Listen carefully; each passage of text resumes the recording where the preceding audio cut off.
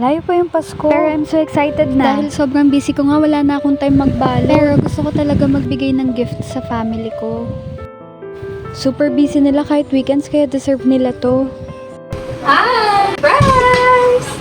Mukhang nagulat talaga sila. Kasi naman November pa lang. Pero may pa-gift pa kahit alam nilang super busy ko. Actually, pambawi ko talaga sa kanila to. Kasi lagi na lang sila yung nagbibigay sa akin. Pero hindi ko naman na-expect na ganito yung magiging reaction nila. Iba talaga yung saya kapag naaalala ka ng mahal mo sa buhay, no? Simple lang kasi, mura at high quality yung mga bit-bit ko from Watsons. Pero tignan nyo naman, ngiti nila. Alam mo ang pamilya, kahit gaano pa karaming ginagawa nila, lagi silang nandyan para sila sa akin. Kaya lagi kong pinapakita sa kanila kung gaano sila kahalaga sa akin. Iba talaga yung feeling pag may napasaya ka at na-share mo yung blessings na binigay sa'yo ni Lord.